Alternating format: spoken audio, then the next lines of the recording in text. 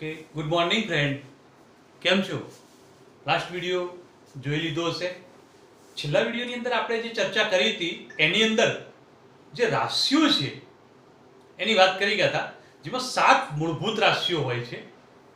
આ ઉપરાંત કેટલીક રાશિઓ એવી પણ હોય છે જે ઉપજાવેલી હોય છે. ઉપજાવેલીનો મતલબ મૂળભૂત રાશિઓ ઉપરથી મેળવેલી એકમો અથવા રાશિઓ, જેમ કે કદનો એકમ છે, ઘનતાનો એકમ છે, ક્ષેત્રફળનો એકમ છે. તો આવા કેટલાક એકમો જે આપણે 7 મૂળભૂત રાશિઓમાં નહોતા જોયા, પણ એ 7 મૂળભૂત એકમો ઉપરથી આના એકમો મેળવી શકાય. કેવી રીતે મળશે? થોડા ટોપિક આગળ ચર્ચા કરીશું, સમજીશું. પણ એ ચર્ચા કરીએ એના પહેલા એક પ્રશ્ન ઊભો થાય છે કે ભાઈ 7 મૂળભૂત રાશિઓ અથવા એકમો આપણે સમજ્યા હતા, એની અંદર લંબાઈ માપવા માટે આપણે મીટરનો એકમનો ઉપયોગ કર્યો હતો. ક્લિયર ને? પણ દર વખતે લંબાઈ મીટરમાં જ મપાય? કેટલો પ્રશ્ન થાય. કેવી રીતે? દાખલા તરીકે અહીંથી અમેરિકાનું અંતર કેટલું છે? તમે મીટરમાં નહીં બોલો, કિલોમીટરમાં બોલશો. તો મતલબ મીટર કરતા કંઈક મોટા એકમની જરૂર પડી. ત્યાર પછી બીજી વાત કરીએ બકા કે બેક્ટેરિયાની સાઇઝ કેટલી છે. તો કદાચ તેનું માપન તમે માઇક્રોમીટરમાં કરશો, તો તમે ત્યાં આગળ બેક્ટેરિયાની સાઇઝ મીટરમાં નથી માપતા. તો આનો મતલબ તો એવો થયો કે જે 7 મૂળભૂત રાશિઓ આપણે જોઈ ગયા હતા, એના કરતા નાના મૂલ્યો દર્શાવવા માટે અને એના કરતા મોટા મૂલ્યો દર્શાવવા માટે કેટલીક સંજ્ઞાની, કેટલીક રાશિઓની જરૂર પડશે. અને એવા કેટલાક શબ્દો અને એકમો અહીંયા આગળ નક્કી કર્યા છે કે જે રાશિઓ અથવા એકમો આપણે મૂળભૂત રાશિઓના આગળ લગાવવામાં આવે છે, જે પૂર્વક તરીકે ઉપયોગ કરીશું. દાખલા તરીકે મીટરના આગળ કિલો શબ્દ વાપર્યો તો કિલોમીટર થઈ ગયું. મીટરના આગળ માઇક્રો શબ્દ વાપરે તો માઇક્રોમીટર થઈ ગયું. મીટરની આગળ સેન્ટી શબ્દ વાપરે તો સેન્ટીમીટર થઈ ગયું. ઓકે, તો અત્યાર સુધી સેન્ટીમીટર તમે રૂટિનમાં વાપરતા હતા, પણ ખરેખર સેન્ટીમીટર એ મીટરની આગળ લગાયેલો એક પૂર્વક છે. ઓકે, તો હવે આવા કેટલાક પૂર્વકો કયા કયા ઉપયોગમાં લઈ શકાય, તો એની કેટલીક ચર્ચા અહીં સમજવાનો પ્રયત્ન કરીશું. બરોબર? તો પહેલા એવા કેટલાક એકમો અને કેટલાક એવી સંજ્ઞાઓનો ઉપયોગ કરીએ કે જે 1 થી નાની વેલ્યુ બતાવે છે, જેનું મૂલ્ય 1 કરતા નાનું છે. અને પછી કેટલાક એવા એકમો જોઈશું જેનું વેલ્યુએશન 1 કરતા મોટી છે. તો સૌથી પહેલા 1 થી નાની વેલ્યુએશન દર્શાવતા મૂલ્યો કયા છે, તેના માટે વાત કરીએ અને સમજવાનો પ્રયત્ન કરીએ. તો હું અહીંયા દર્શાવું, ધ્યાન આપજો બકા. હું ફક્ત સંજ્ઞા લખું છું, નામ બોલીશ. નામ તમારે નામ સાથે યાદ રાખવાનું છે. ક્રમમાં બધું એની વેલ્યુ સાથે આજના તૈયાર થઈ જવું જોઈએ. આ વાત આજની કાલ નહીં કરવાની, કેમ કે આના પછીના કેટલાક દાખલા અને કેટલીક ટોપિકની ચર્ચા આપણે કરીશું, એમાંનો ઉપયોગ કરીશું. એટલે જો આજનું કાલ કર્યું તો તકલીફ પડશે. ઓકે, આજના જ તૈયાર કરી દેવાનું છે. ધ્યાન આપજો. હવે સૌથી પહેલા બહુ નાનું વેલ્યુએશન દર્શાવતો એક પોઈન્ટ અહીંયા આગળ લઈએ કે જે અહીંયા આગળ દર્શાવીશું y સંજ્ઞા સ્મોલ y, જેને યોક્ટો કહીશું. યોક્ટો. ઓકે, તો યોક્ટો 10 ની -24, એની વેલ્યુએશન 10 ની -24 થાય. ત્યાર પછી સ્મોલ z, જેપ્ટો, જેની વેલ્યુએશન 10 ની -21 છે. ત્યાર પછી એટ્ટો 10 ની -18 છે. બરોબર? ત્યાર પછી ફેમ્ટો 10 ની -15 છે. પીકો 10 ની -12 છે. નેનો 10 ની -9 છે. ઓકે, ત્યાર પછીની સંજ્ઞા આવે જોઈએ તો અહીંયા આગળ માઇક્રો આવે છે. માઇક્રો એટલે 10 ની -6 છે. હવે ધ્યાન આપો બકા, માઇક્રો પછી મિલી 10 ની -3 છે. સેન્ટી 10 ની -2 અને ડેસી 10 ની -1 છે. તો વેલ્યુએશન જોતા જઈએ તો શરૂઆતના મૂલ્યો જુઓ તમે, 10 ની -24 પછી 10 ની -21, 3 ઘાતનો ફરક પડ્યો. તો બધામાં 3 ઘાતનો જ ફરક છે. જો -24, -21, -18, -15, -12, 9, -6, -3. -3 પછીની જે વેલ્યુએશન છે જેમાં 1 ઘાતનો ફરક છે. ઓકે, તો યાદ સરળતાથી વેલ્યુએશન તો રહી જશે. શબ્દો યાદ રાખજો. ફરીથી એકવાર અહીંયા આગળ યોક્ટો, zepto, એટ્ટો, femto, pico, nano, micro, મિલી, સેન્ટી અને ડેસી. હવે આ વેલ્યુએશન બધી જુઓ 10 ની -1 ઘાત 10 ની -1 ઘાત એટલે 0.1 થાય, બરાબર, મતલબ 1 કરતા નાનું મૂલ્ય થયું. તો બધી વેલ્યુ કેવી છે? 1 કરતા નાની છે. હવે જે વેલ્યુએશન માટે આપણે ચર્ચા કરવી છે કે જેની અંદર આપણે 1 કરતા મોટા મૂલ્યો માટે ચર્ચા કરીએ. કોના માટે ચર્ચા કરીએ બકા? 1 કરતા મોટી વેલ્યુ. હવે 1 કરતા મોટી વેલ્યુ કેવી રીતે દર્શાવીશું? તો બોલું ધ્યાન આપજો. તો અહીંયા આગળ હવે ડેસી હતું, એના પછી આવે ડેકા, સંજ્ઞા છે ડીએ, સ્મોલ ડીએ, બરાબર. તો ડેકા 10 ની 1 ઘાત, હેક્ટો 10 ની 2 ઘાત, કિલો કેપિટલ કે, ઓકે, 10 ની 3 ઘાત, મેગા 10 ની 6 ઘાત. જો હવે અહીંયા આગળ એક એક ઘાતનો ફરક હતો, અહીં સીધો 3 ઘાતનો ફરક આવે, આના જેવું જ એક એક ઘાતનો ફરક, પછી સીધો 6 ઘાત એટલે 3 ઘાતનો ફરક. તો અહીંયા પણ એવું જ છે. મેગા પછી ગીગા 10 ની 9 ઘાત, ટેરા 10 ની 12 ઘાત, પેટા 10 ની 15 ઘાત, બરોબર. તો અહીંયા આગળ ક્લિયર કર્યું. હવે પેટા પછી શું? તો અહીંયા આગળ એને સમજવાનો પ્રયત્ન કરીશું. તો અહીંયા આગળ આગળ વાત આવશે એક્સા, કેપિટલ ઈ 10 ની 18 ઘાત. એક્સા કેપિટલ ઈ, અહીંયા આગળ સંજ્ઞાઓ જો, અહીંયા આગળ પછી કેપિટલ થઈ જાય છે. તો એક્સા છે. ત્યાર પછી જેટા 10 ની 21, અને છેલ્લા આવશે યોટ્ટા, કેપિટલ વાય 10 ની 24. એક્સા, જેટા ને યોટ્ટા, ઓકે. તો ધ્યાન રાખતા જજો બકાને, સમજતા જજો. તો અહીંયા આગળ આપણે એક કરતા નાની વેલ્યુ ને એક કરતા મોટી વેલ્યુ દર્શાવવા માટેનો ઉપયોગ કર્યો. હવે તમે જુઓ કે અહીંયા આગળ આનો ઉપયોગ કેવી રીતે થાય, તો તમે મોબાઈલમાં પણ ઉપયોગ કરો. કેવી રીતે ઉપયોગ કરો છો? તો વિચારો, મોબાઈલમાં તો કોઈ નાની ફાઇલ હોય કે ઓછા વેલ્યુ અથવા ઓછી જગ્યા રોકતી ફાઇલ હોય તો તમે શું કહો છો? કેબી બોલો છો. કેબી નો મતલબ કિલોબાઇટ. પણ થોડું નાનું પિક્ચર હોય તો એ પિક્ચર તમે કહો છો ભાઈ 10 MB નું છે, 20 MB નું, 50 MB નું છે. તો MB એટલે મેગાબાઇટ. કોઈ મોટી ફાઇલ છે, મોટું પિક્ચર છે, તો તમે કહો બહુ વધારે જગ્યા રોકે છે, 3 GB નું છે, તો જીબી ગીગાબાઇટ. અને એનથી પણ મોટી વેલ્યુએશન ટેરાબાઇટ, પેટાબાઇટ આવી ગયું.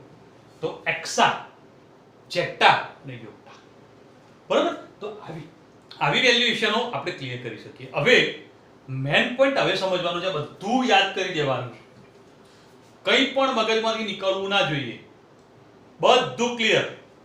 પણ હવે પ્રશ્ન થાય કે એક એકમમાંથી બીજા એકમમાં કન્વર્ટ કરવું હોય તો કેવી રીતે કરી શકાય? તો એને સમજવાનો પ્રયત્ન કરું. ઉદાહરણ લઉં, થોડું ધ્યાન આપજો બકા. દાખલા તરીકે 1 સેન્ટીમીટર બરાબર ખાલી જગ્યા નેનોમીટર, આવું આપણને કયું કોઈ દાખલો આવી ગયો, MCQ આવી ગયો. સેમિસ્ટર પદ્ધતિ જ્યારે હતી ત્યારે આવા MCQ બોર્ડની પરીક્ષામાં પૂછાયેલા છે એક એક માર્કમાં. તો શું થાય? 1 સેન્ટીમીટર બરાબર ખાલી જગ્યા નેનોમીટર. તો સેન્ટીમીટર એનું કન્વર્ઝન નેનોમીટરમાં કરવાનું છે. બહુ સરળ છે, હું જે અહીંયા આગળ સમજાવું છું, ધ્યાન આપજો, હાલ જ આવડી જશે તરત જ, ઓકે. પણ આ બધું યાદ હોવું જોઈએ. સેન્ટી એટલે 10 ની કેટલી ઘાત? તો વિચારો 10 ની -2. તો સેન્ટી શબ્દ એટલે 10 ની -2, ઓકે. નેનો એટલે 10 ની -9. તમારા કન્વર્ઝન કરવા માટે ફક્ત ને ફક્ત ઘાતાંકની બાદબાકી કરી દો. ઘાતની બાદબાકી. ઘાતની બાદબાકી એટલે આની ઘાત -2 -9. બોલો, મેં લખ્યું કોઈ પ્રોબ્લેમ? -2 જે પહેલા છે એને પહેલા લખવાનું, જે પાછળ લખવાનો, તમારે તે ફેરફાર નહીં કરવાનો. ચલો -2 માઈનસ બધા કરો, આપણે બાદબાકી કરવાનું બોલ્યા છે. -9 તો -2 + 9 બરાબર +7. તો મતલબ આ બેનો સંબંધ થાય 10 ની 7 ઘાત. 10 ની ઘાત જે જવાબ આવે 10 ની ઘાતમાં મૂકવાનો, તાર તે ક્લિયર થઈ જાય. બોલો, આવડે ગણતા? એકવાર ફરીથી સમજી લેજો, વિડિયો થોડું રિપીટ કરીને જોઈ લેજો. એક બીજું ઉદાહરણ તમને કેલ્ક્યુલેટ કરવા માટે આપું, ધ્યાન આપજો બેટા. કે ભાઈ અહીંયા આગળ 1 હેક્ટોમીટર બરાબર ખાલી જગ્યા માઇક્રોમીટર. શું કરશો બોલો? હેક્ટો એટલે કિંમત મૂકો, માઇક્રોની કિંમત મૂકો, બાદબાકી કરો, જવાબ મળી જશે, બરાબર. તો હેક્ટો એટલે કેટલું છે? 10 ની 2. માઇક્રો એટલે 10⁻6. ઓકે, તો અહીંયા આગળ બાદબાકી કરો, 2 માઇનસ -6, માઇનસ માઇનસ પ્લસ થઈ જાય, તો 2 + 6 એટલે 10⁸. બોલો, આવડશે? જો આ કોઠો કમ્પ્લીટ હશે તો આવડી જશે. ઓકે બકા, હવે અહીંયા આગળ જે વાત કરી એ પ્રમાણે આપણે 7 મૂળભૂત રાશિઓ જોઈ ગયા હતા આગળ. એમાંની કેટલીક રાશિઓ વિશે ચર્ચા આપણે આગળના ટોપિકમાં કરવી છે અને સમજવી છે, જેમાં દળની ચર્ચા સૌથી પહેલા કરીશું. ઓકે બકા, તો દળ વિશે હવે ચર્ચા કરીએ. હવે બેટા દળની ચર્ચા કરવી છે, તો એક રાશિ દળ છે.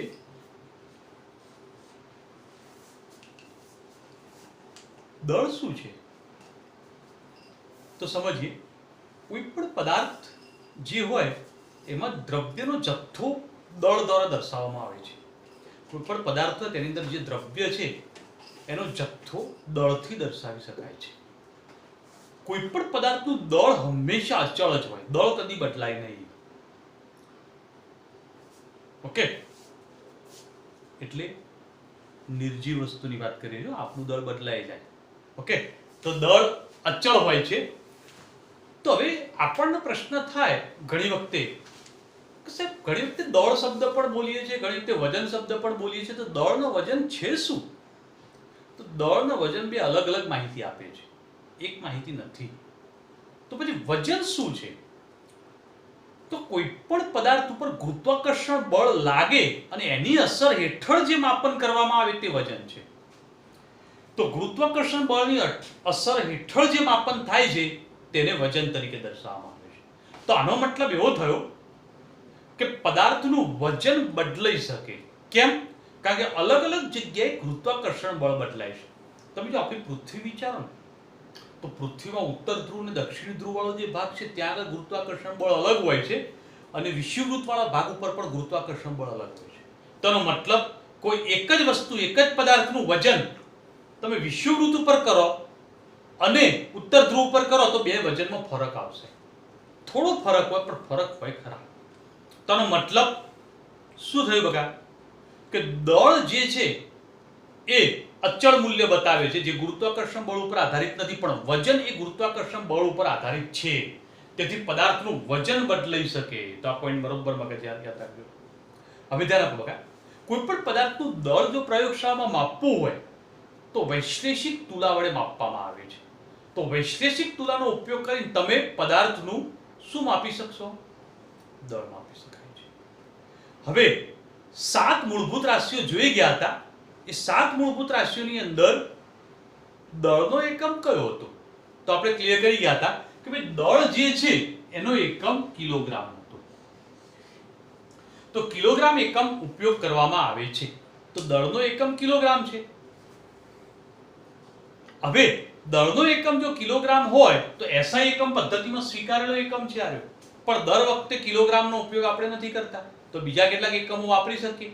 તો આના નાના એકમો પણ હોઈ શકે છે, તો કિલોગ્રામની જગ્યાએ ગ્રામ પણ હોઈ શકે છે.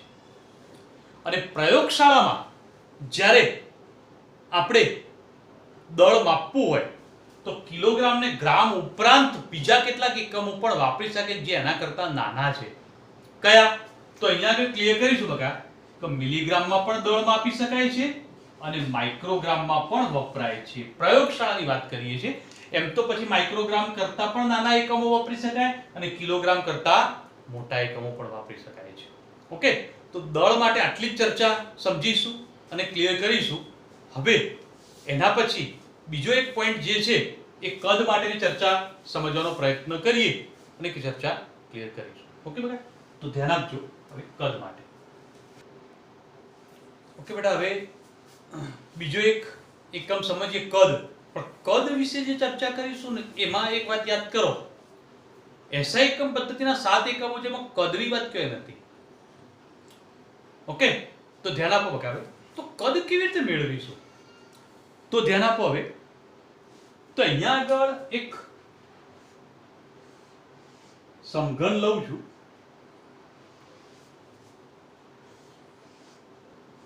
અને એના ઉપરથી કદની વાત થોડી સમજાવું કે ભાઈ આનું કદ કેટલું થશે. તો આ એની લંબાઈ છે, બ્રીથ પહોળાઈ છે અને આ ઊંચાઈ છે. તો લંબાઈ પણ એક જાતની લંબાઈ, આ પણ લંબાઈ જ બતાવે છે, ઊંચાઈ પણ એક જાતની લંબાઈ જ બતાવે છે. તો મતલબ આનું કદ કેટલું થાય? લંબાઈ ગુણ્યા લંબાઈ ગુણ્યા લંબાઈ. તો મતલબ કે કદ શું થશે? તો લંબાઈનો ઘન થશે. બરાબર? તો આનો મતલબ એવો થયો કે કદનો એકમ લંબાઈનો ઘન થાય છે. અને જો લંબાઈનો ઘન થાય તો લંબાઈ કયા એકમમાં માપીશું? મીટરમાં. જો લંબાઈ મીટરમાં માપીએ છીએ તો આપણે પહોળાઈ પણ મીટરમાં જ મપાય અને ઊંચાઈ પણ મીટરમાં મપાય, કેમ કે કોઈ પણ અંતર માપવું છે તો મીટરમાં જ મપવાનું છે. અને જો અંતર માપવું મીટરમાં જ મપાય તો પછી મીટરનો ઘન, તો કદનો એકમ કયો થશે? મીટરનો ઘન.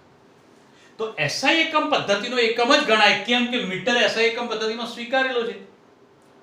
તો હવે વાત કરીએ કે ભાઈ કદનો એકમ કયો થયો? મીટરનો ઘન. તો બરોબર મગજમાં વાત બેસી બકા. તો અહીંયા આગળ મીટરનો ઘન થશે એવું આપણે ક્લિયર કરી શકીએ છીએ.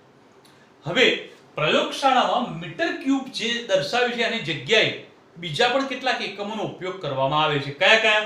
તો ધ્યાન આપજો બકા. મીટર ક્યુબની જગ્યાએ સેન્ટીમીટર ક્યુબ અને ડેસીમીટર ક્યુબ પણ વપરાય છે. તો અહીંયા આગળ કદ માપવા માટે SI એકમ પદ્ધતિ દ્વારા મેળવેલો એકમ મીટર ક્યુબ, પણ સેન્ટીમીટર ક્યુબ ને ડેસીમીટર ક્યુબ પણ વપરાય છે. કોઈ મુશ્કેલી? ઓકે. તો હવે ધ્યાન આપો બેટા કે આ જે ચર્ચા કરી ગયા, જે માહિતી ક્લિયર કરી ગયા, એમાં જ થોડી વાત આગળ વધારીએ કે ભાઈ તમે કદ શેમાં માપો છો? તો સામાન્ય રીતે આમાંથી એક એકમ આપણે નથી વાપરતા. બજારમાં દૂધ લેવા જાઓ તો દૂધવાળા અંકલને કહેશો કે 2 ડેસીમીટર ક્યુબ દૂધ આપો. તમારા સામે આમ જોઈ રહેશે, શું માગે જ ભાઈ, બહુ સાયન્સ ભણી ગયો લાગે. બરાબર? તો એવું થશે. બરાબર? પણ આ એકમો વિજ્ઞાનમાં વપરાય છે, તો વ્યવહારના એકમો નથી. આરે તો વ્યવહારમાં કયા એકમો વાપરીશું? તો વ્યવહારની અંદર વપરાતા એકમો આપણે જાણીએ છીએ બકા, એક લીટર વપરાય છે અને એનાથી નાનો એકમ છે મિલીલીટર. તો આ બે એકમો વ્યવહારના એકમો છે, લીટર અને મિલીલીટર. તો આવા પણ એકમોનો ઉપયોગ કરવામાં આવે છે. હવે એક પ્રશ્ન મગજમાં ઊભો થશે કે વિજ્ઞાનના એકમો સાથે વ્યવહારના એકમોને કેવી રીતે કનેક્ટ કરીશું? આપણે બોલ્યા 2 ડેસીમીટર ક્યુબ દૂધ આપો, પણ ખરેખર 2 ડેસીમીટર ક્યુબ દૂધ એટલે શું? કેટલું થાય? તો એ સમજવું પડે. તો હવે વિજ્ઞાનના એકમો અને વ્યવહારના એકમોને કનેક્ટ કરીએ અને સમજીએ. બરાબર? તો ધ્યાન આપજો બકા. 1 લીટર બરાબર 1000 મિલીલીટર થાય એવું બધા જાણીએ છીએ. આ તો ક્લિયર છે ને કે નથી ખબર? ઓકે. 1 લીટર બરાબર 1000 મિલીલીટર થાય. હવે એક વાક્ય હું અહીંયા લખું છું, ધ્યાન રાખજો, આગળ પણ જરૂર પડશે. બરાબર? 1 મિલીલીટર બરાબર 1 સેન્ટીમીટર ક્યુબ. યાદ રાખવાનું, કદ ઘણી વખતે મિલીલીટરની જગ્યાએ સેન્ટીમીટર ક્યુબમાં આપી દે. ઘણી વખતે કોઈ દાખલામાં કદ હોય તો 200 મિલીલીટર કદ, એવું ન કહેતા 200 સેન્ટીમીટર ક્યુબ કદ. તો મતલબ 200 સેન્ટીમીટર ક્યુબ એટલે 200 મિલીલીટર જ કહેવાય. તો ધ્યાન રાખજો આ વાત. બરાબર? સંબંધ યાદ રાખજો. 1 મિલીલીટર બરાબર 1 સેન્ટીમીટર ક્યુબ. કમ્પ્લીટ? હવે ધ્યાન આપો. આનો મતલબ એવો થયો કે આની જગ્યાએ તમે 1000 સેન્ટીમીટર ક્યુબ લખી શકો, કારણ કે મિલીલીટરની જગ્યાએ સેન્ટીમીટર ક્યુબ લખી દીધું. ક્લિયર? તો હવે 1000 સેન્ટીમીટર ક્યુબ. હવે સેન્ટીમીટર ક્યુબ છે તો મતલબ ઘન થયો, તેના 3 ભાગ પાડીએ તો 1000 ના 3 ભાગ પાડી દો. તો 10 સેન્ટીમીટર ગુણ્યા 10 સેન્ટીમીટર ગુણ્યા 10 સેન્ટીમીટર. બોલો, હું આ રીતે લખી શકું બકા? સેન્ટીમીટર ગુણ્યા સેન્ટીમીટર ગુણ્યા સેન્ટીમીટર એટલે સેન્ટીમીટરનો ઘન થઈ ગયો, અને 1000 એટલે 10 ગુણ્યા 10 ગુણ્યા 10 એટલે 1000 થઈ ગયા. સેમ વાત છે. ક્લિયર? હવે ધ્યાન આપો કે સેન્ટીમીટરનું ડેસીમીટરમાં કન્વર્ટ કરી દઈએ. સમો, સેન્ટીમીટરનું ડેસીમીટરમાં કન્વર્ટ કરી દઈએ તો 1 સેન્ટીમીટર બરાબર ખાલી જગ્યા ડેસીમીટર. અને આગળના ટોપિકમાં મેં કહ્યું હતું સેન્ટીનું ડેસીમાં કન્વર્ટ કરો. ચલો, સેન્ટી એટલે 10 ની યાદ કરો, 10 ની -2, અને ડેસી એટલે 10 ની -1. ક્લિયર ને? હવે કેટલું થશે બોલો? ખાલી જગ્યામાં શું આવશે? ઘાતાંકની બાદબાકી. ઘાતાંકની બાદબાકી એટલે 10 ની -1.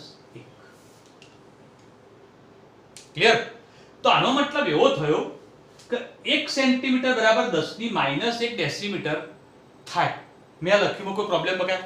તો અહીંયા આગળ જે ચર્ચા કરી એ પ્રમાણે શું થઈ ગયું? 1 સેન્ટીમીટર બરાબર 10 ની માઈનસ 1 ડેસીમીટર. કોઈ પ્રોબ્લેમ આ લખ્યુંમાં? ગણતરી ક્લિયર થઈ ગઈ? ઓકે. તો ખરેખર કેટલા સેન્ટીમીટર છે? 10. તો અહીંયા લઈ લઈએ 10 સેન્ટીમીટર બરાબર ખાલી જગ્યા. તો સાદું રૂપ આપી દો 10 ગુણ્યા 10 ની માઈનસ 1. તો 10 એટલે 10 ની 1 કહેવાય. 10 ની 1 અને 10 ની માઈનસ 1 બરાબર 1 ડેસીમીટર. મતલબ 10 સેન્ટીમીટર બરાબર 1 ડેસીમીટર થાય. ક્લિયર? ફરીથી એકવાર 1 સેન્ટીમીટર બરાબર 10 ની માઈનસ 1 ડેસીમીટર થાય એવું સંબંધ આપણે મેળવી ગયા હતા. ઓકે. તો ખરેખર 10 સેન્ટીમીટર છે. તો 10 સેન્ટીમીટર કેટલા? તો ચોકડી ગુણાકાર કરી ક્લિયર કરી દો 1 ડેસીમીટર થાય. તો આનો મતલબ 10 સેન્ટીમીટર ની જગ્યાએ 1 ડેસીમીટર લખી શકું. લખી શકું? તો 1 ડેસીમીટર લખી દીધું. તો હવે 1 ગુણ્યા 1 ગુણ્યા 1 બરાબર 1 જ થાય. ડેસીમીટર ડેસીમીટર 3 વખત છે તો ડેસીમીટર ક્યુબ. મતલબ 1 લીટર બરાબર 1 ડેસીમીટર ક્યુબ થાય. બોલો. તો એનો મતલબ આપણે બોલ્યા કે અંકલ 2 ડેસીમીટર ક્યુબ દૂધ આપો. 2 ડેસીમીટર ક્યુબ દૂધનો મતલબ 1 ડેસીમીટર ક્યુબ એટલે 1 લીટર. તો 2 ડેસીમીટર ક્યુબ એટલે કેટલું થાય? 2 લીટર દૂધ થાય. બરાબર? તો આનો મતલબ વિજ્ઞાન અને વ્યવહારના એકમોને કમ્બાઈન કરી દીધા. હવે આગળની ચર્ચા કરીને સમજવાનો પ્રયત્ન કરીએ. તો અહીંયા આગળ સમજો અને ધ્યાન રાખો બકા કે અહીંયા આગળ જે વાત કરી એ પ્રમાણે આ સંબંધ મેળવી ગયા. આના ઉપર આધારિત દાખલા છે. દાખલા બહુ સમજવાના છે. થોડા કોમ્પ્લિકેશન પણ આવે છે. તો એ દાખલા હું નીટના ટોપિકનું જે લેક્ચર ચાલશે એ લેક્ચરમાં આના વિશિષ્ટ ટ્વિસ્ટ કરેલા કોમ્પ્લિકેશન વાળા દાખલા તે ચલાવીશ. ઓકે બકા? તો એ નીટના એક્સ્ટ્રા લેક્ચરમાં આપણે એની ચર્ચા કરીશું, સમજીશું. પણ હવે કદ માટે થોડી ચર્ચા આગળ પણ કરવી છે. આગળની ચર્ચા શું છે? તો ધ્યાન આપો બકા કે કદ માપવું હોય તો પ્રયોગશાળામાં કયા સાધનોનો ઉપયોગ કરીશું? તો પ્રયોગશાળામાં કદ માપવા માટે અલગ અલગ 4 પ્રકારના સાધનો વપરાય છે. અને અલગ અલગ 4 પ્રકારના સાધનો વપરાતા હોય તો એ 4 સાધનો કેવા છે? તો 4 સાધનો વિશે હું અહીંયા આગળ થોડી પ્રાથમિક ચર્ચા કરું છું. ધ્યાન આપજો બકા. સાધનોથી પરિચિત થઈ જઈશું. આવા પ્રકારના સાધનો તમે લેબોરેટરીમાં જઈશું ત્યારે જોઈ શકાશે. પ્રયોગશાળામાં આવા સાધનો વિશે આપણે તો હવે ચર્ચા કરીશું. સૌથી પહેલી વાત આવે છે અંકિત નળાકાર. અંકિત નળાકાર એક આવું સાધન છે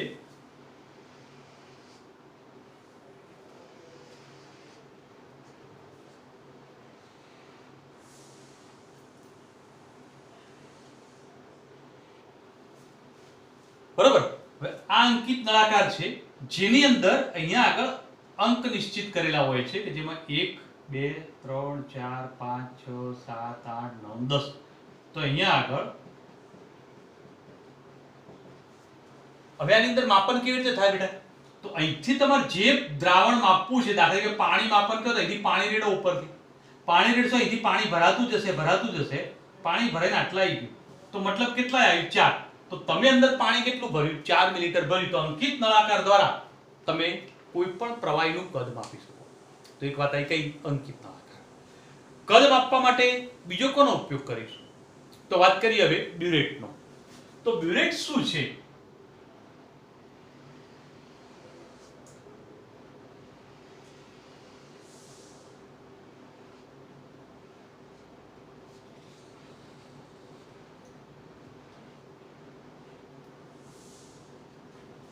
બ્યુરેટ છે. બ્યુરેટની અંદર તેનું માપન કેવી રીતે કરેલું હોય છે? બ્યુરેટની અંદર અહીંથી ઉપરથી પ્રવાહી ભરવામાં આવે છે, પાણી ભરવામાં આવે છે. કોક ખોલીને એર કાઢી દેવામાં આવે છે. જ્યારે લેબમાં જઈશું ત્યારે એની ચર્ચા કરીશું. હવે અહીંયા આગળ 0 સેટ કરેલું હોય છે. ત્યાર પછી 1 2 3 4. હવે તમે બુકની અંદર બ્યુરેટ જોશો ને તો આવું છે.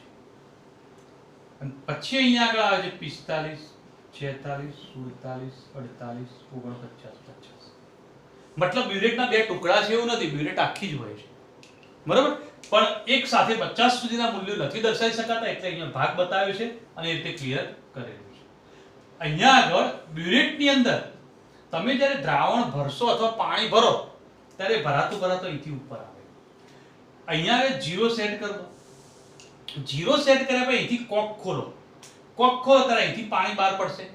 એ પાણી બહાર પડે ત્યારે કેટલું પાણી બહાર પડ્યું? તો અહીંયા આગળ તેની સપાટી ધીરે ધીરે નીચે આવે અને નીચે ને અહીંયા આવી ગઈ તો મતલબ કેટલું પાણી બહાર નીકળ્યું? 5 મિલીલીટર. તો કદ મપાઈ ગયું. તો કદ માપવા માટે કાનો ઉપયોગ થાય. હવે આ બે સાધનો એવા છે કે તમારે જે માપનું સાધન છે એના કરતાં નાના મૂલ્યો માપી શકાય. દાખલા તરીકે આ બ્યુરેટ 50 ml ની છે તો તમારે 30 ml માપવું હોય તો મપાય, 2 ml મપાય. આ 10 ml નું છે તેમાં 3 ml મપાય, 2 ml મપાય, 5 ml મપાય. ઓકે, પણ હવે બે સાધનો એવા જોઈએ છે જેમાં ચોક્કસ જે માપ મેળવવાનું છે એ જ કદ મપાય, એના સિવાય બીજા નહીં. કેવી રીતે તો સમજીએ બકા. એના પછી વાત આવે છે એક પીપેટની.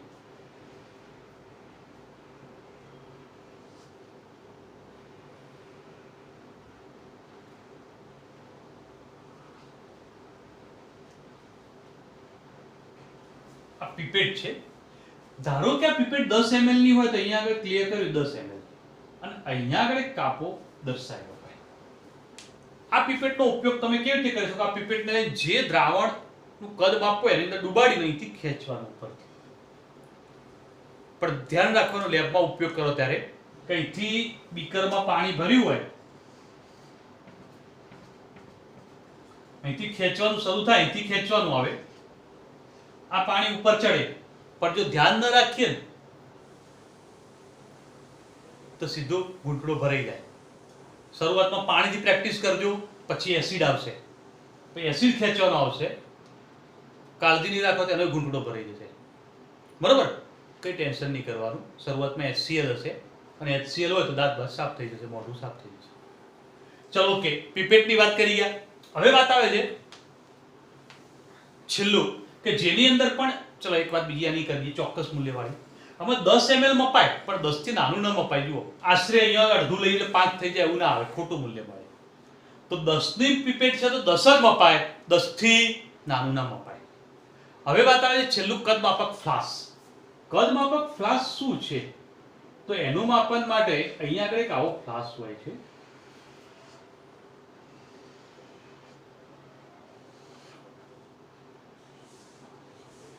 આ ફ્લાસ્કની અંદર પણ અહીંયા આગળ એક્ઝેક્ટ છે. દાખલા કે આ 50 ml નો ફ્લાસ્ક હોય તો અહીંયા આગળ માપન કરી લો, અહીંથી તમે પાણી રીડો તો અહીંયાથી ભરાતું જાય, અહીંયા આવી જાય 50 થઈ જાય. પણ 50 કરતાં નાનું માપ ક્યાંય બતાવ્યું નથી. મતલબ 50 નું ચોક્કસ મૂલ્ય માપવો તો જ આ ફ્લાસ્ક વપરાય. 100 માટે અલગ ફ્લાસ્ક હોય, 1 લિટર માટે અલગ. ઓકે બકા? તો પ્રયોગશાળામાં પ્રવાહીના કદ માપવા માટે આવા સાધનો વપરાય. અંકિત નળાકાર છે, બ્યુરેટ, પીપેટ અને કદ માપક ફ્લાસ્ક. તો કદ માટે ચર્ચા કરી ગયા. કદ માટે એક્સ્ટ્રા ટોપિકની ચર્ચા છે જે નીટના એક્સ્ટ્રા લેક્ચરમાં કરીશું, સમજીશું. ઓકે બકા? તો નેક્સ્ટ ટોપિકની ચર્ચા આવે, સમજીએ, ધ્યાન આપજો. હવે બેટા એક બીજો એકમ સમજીએ, ઘનતા.